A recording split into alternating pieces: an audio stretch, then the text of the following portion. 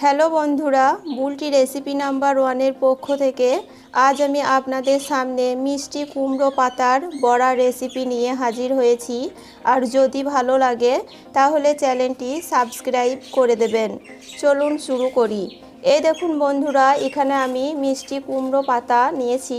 আর পাতাটা নেওয়ার পর পরিষ্কার জলে পাতাগুলো ধুয়ে নিয়েছি দেখুন।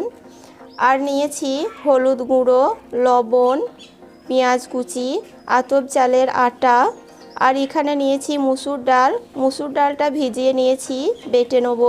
আর নিয়েছি কাঁচা লঙ্কা কুচি। এই সামান্য কয়েকটি উপকরণ দিয়ে আজ আমি আপনাদের সুন্দর করে মিষ্টি কুমড়ো পাতার বড়া ভেজে দেখাবো। প্রথমে আমি এখানে যে কুমড়ো পাতাগুলো নিয়েছি সেগুলো এখন কুচি কুচি করে কেটে নেব আর মুসুর ডালটা বেটে নেব, তারপর বড়া ভেজে আপনাদের দেখাবো।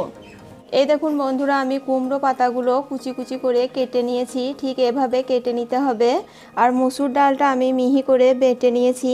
এবার বড়া বানাবার জন্য প্রথমে আমি কুমড়ো পাতার মধ্যে যে মুসুর ডালটা বেটে নিয়েছিলাম সেটা এখন দিয়ে দিচ্ছি দেখুন।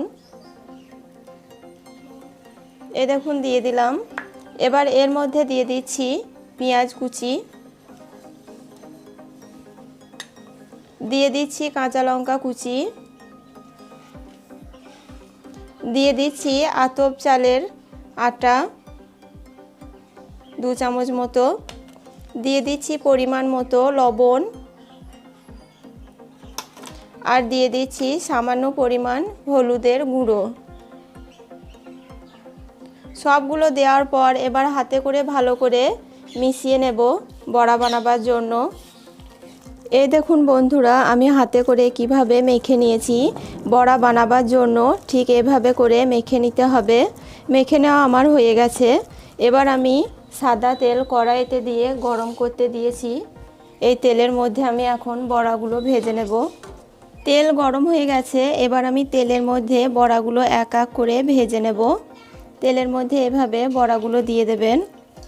তেলের মধ্যে আমি এক এক করে সমস্ত বড়াগুলো এভাবে দিয়ে এখন ভেজে নেব লাল লাল করে।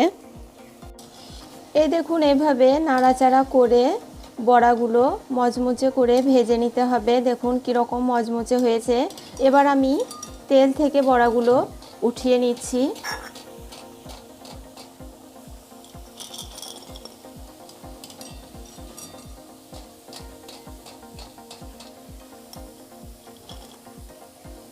সমস্ত বড়াগুলো এখন আমি এভাবে ভেজে নেব। এই দেখুন বন্ধুরা, আমি সমস্ত মিষ্টি কুমড়োর বড়াগুলো ভেজে নিয়েছি। ঠিক এভাবে মচমচে করে আপনারা ভেজে নেবেন। আর আমার এই রেসিপি যদি আপনাদের ভালো লেগে থাকে তাহলে আমার চ্যানেলে আরও নিত্য নতুন ভিডিও দেখার জন্য চ্যানেলটি সাবস্ক্রাইব করে দিয়ে বেল বটনটি ক্লিক করে দেবেন। সুস্থ থাকবেন, ভালো থাকবেন, ধন্যবাদ।